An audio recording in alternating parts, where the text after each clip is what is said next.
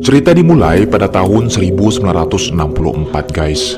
Di negara Indonesia digemparkan oleh peristiwa mengerikan yang mencatat sejarah kelam di dunia kriminal.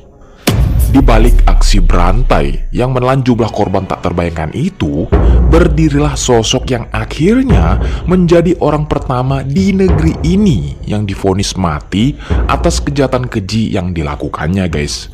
Nah, siapakah dia? Dan apa yang mendorongnya hingga menorehkan noda hitam di catatan hukum Indonesia? Bagaimana cerita lengkapnya? Simak di channel Jamur Story ini, di mana membahas kasus, tragedi, kisah nyata yang terjadi di seluruh dunia. Dan kisah nyata kali ini berjudul Kambing Jadi Manusia. Bagaimana kisahnya? Dan inilah kisahnya.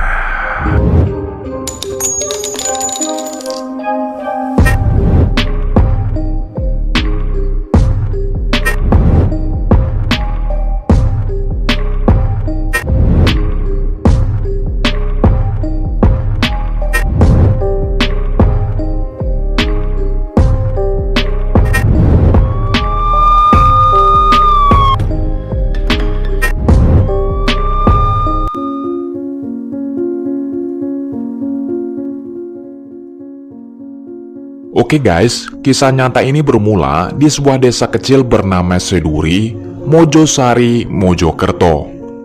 Pada Senin malam tanggal 11 Mei tahun 1964 guys. Nah, pada saat itu, petugas keamanan desa menerima laporan warga tentang suara aneh yang terdengar seperti rintihan kesakitan, atau bahkan menyerupai suara hewan yang dicekik. Penasaran sekaligus khawatir, warga meminta agar petugas segera mengecek sumber suara tersebut. Di tengah kondisi tahun 1964 itu, ketika penerangan masih sangat terbatas pada saat itu, suara mengerikan itu memicu berbagai spekulasi. Beberapa menganggapnya sebagai ulah makhluk halus atau fenomena mistis lainnya. Meski demikian, dua petugas keamanan yang lebih dikenal sebagai Hansip memberanikan diri untuk menyelidikinya.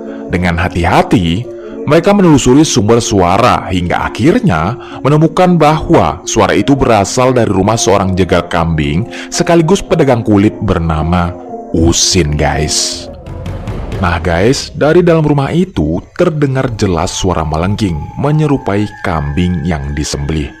Petugas segera mengetuk pintu dan Usin muncul dengan wajah tenangnya seperti wajah psikopat guys. Ia menyebutkan bahwa suara itu berasal dari temannya yang sedang sakit parah. Nah, penjelasan itu diterima begitu saja dan petugas pun beranjak pergi. Namun, belum jauh melangkah, suara serupa kembali terdengar. Kali ini lebih seperti merintih. Dengan rasa penasaran guys, kedua petugas kembali ke rumah Usin ini. Mereka mengendap dan mengintip melalui celah papan dinding rumah itu. Apa yang mereka saksikan membuat bulu kuduk keduanya menjadi merinding guys.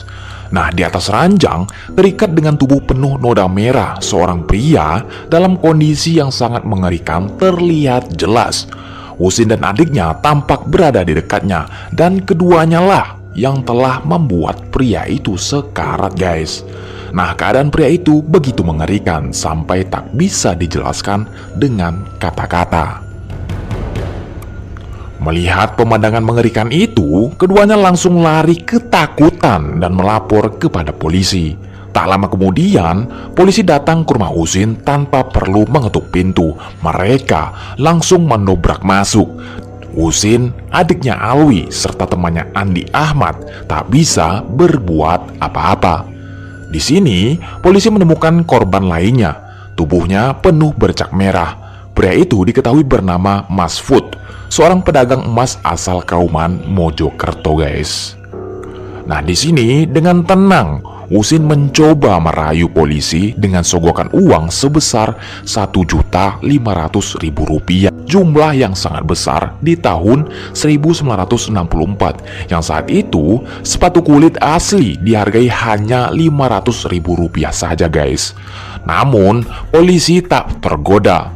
Usin, adiknya, dan temannya tetap ditangkap.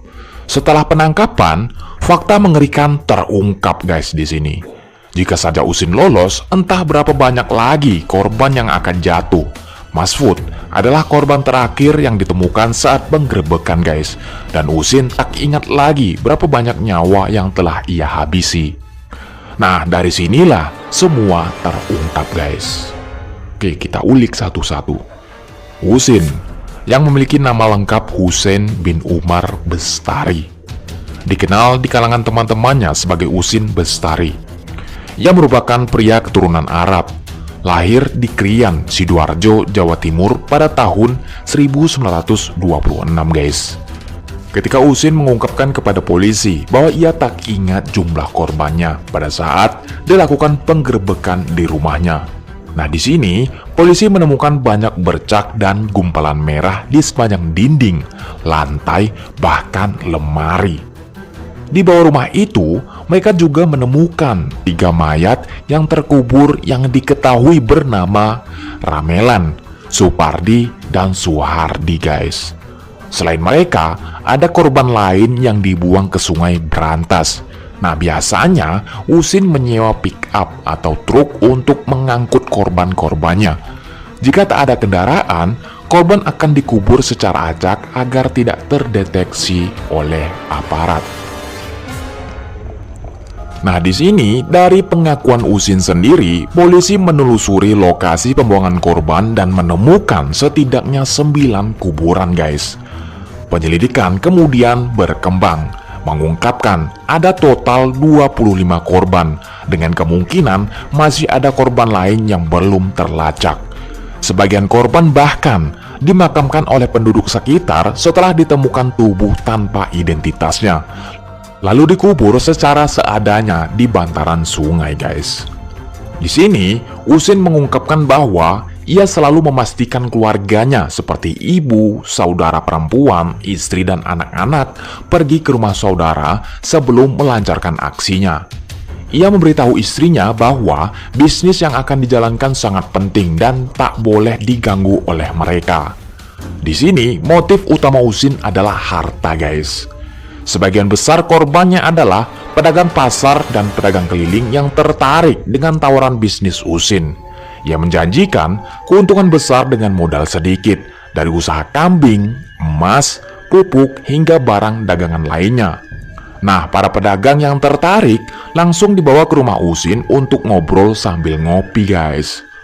Di sini, Alwi dan Andi akan bertugas mengajak berbicara korbannya. Sementara Usin ini bersembunyi di balik tirai menunggu waktu yang tepat untuk melancarkan serangannya. Nah, setiap kali ada kesempatan, Usin langsung memukul kepala korbannya dengan besi atau menusukannya dengan pisau. Setelah itu, ia merampas semua harta benda korban, termasuk uang yang sebenarnya mereka siapkan untuk modal bisnis yang dijanjikan. Usin dan kedua rekannya, Alwi dan Andi, kemudian membawa tubuh korban ke sungai Berantas. Beberapa korban dimakamkan di sepanjang jalan menuju sungai, sementara yang lain dilemparkan ke dalam aliran air. Nah, tidak hanya pedagang lokal saja guys, Usin juga sempat melakukan hal serupa terhadap orang Tionghoa dan orang Arab guys.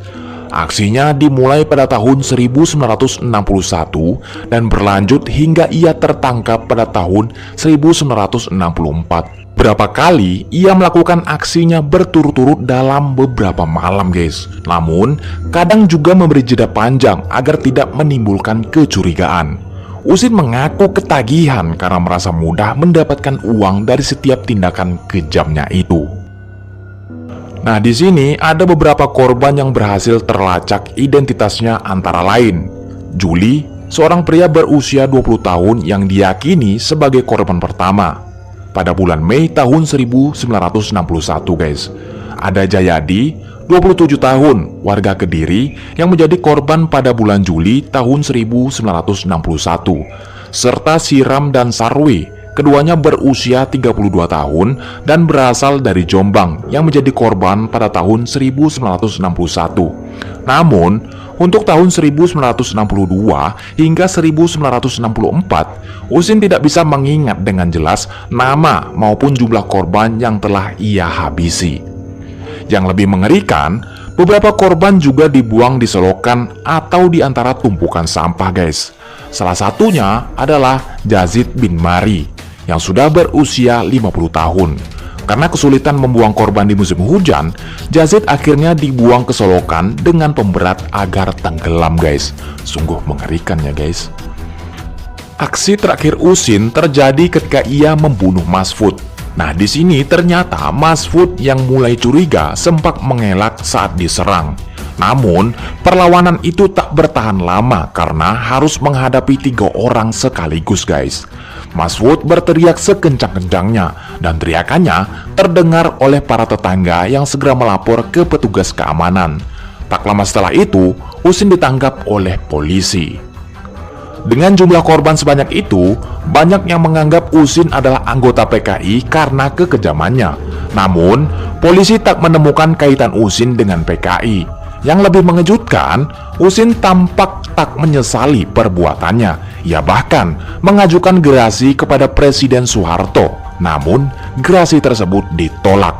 Usin kemudian dijebloskan ke penjara Kalisosok, Kerembangan, Surabaya, Jawa Timur selama 14 tahun menunggu vonis untuk mati, guys. Adiknya Alwi bin Umar Bestari yang ikut membantu divonis penjara 20 tahun. Namun, tak ada keterangan lebih lanjut mengenai tempatnya di penjara.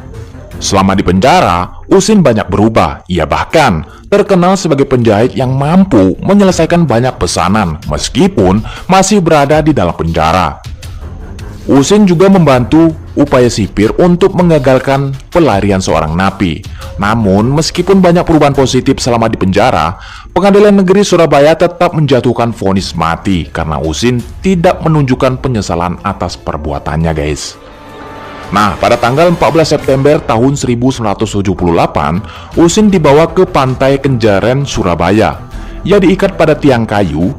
Sementara, satu regu tembak dari Komando Daerah Kepolisian Kodak 10 Jawa Timur siap dengan senapan mereka. Usin ditemani seorang ustadz untuk berdoa. Saat ditanya apakah matanya akan ditutup, Usin menjawab dengan tenang, "Terserah Bapak." Itulah akhir hidup Usin yang telah merenggut nyawa 25 orang. Atau mungkin lebih, karena ia sendiri tak ingat berapa banyak nyawa yang telah jatuh di tangannya. Cerita ini mengingatkan kita bahwa kejahatan bisa muncul dari orang-orang yang tampak biasa saja. Usin, yang awalnya tidak mencurigakan, ternyata melakukan tindakan kejam yang menghilangkan banyak nyawa demi uang. Kisah ini mengajarkan kita untuk selalu waspada dan tidak mudah percaya pada janji-janji yang menggiurkan, karena bisa saja ada niat jahat di baliknya. Oke lah guys, cukup sekian video yang saya bawakan. Sampai ketemu lagi di video-video selanjutnya. Kritik dan saran sangat membantu. Salam waspada guys.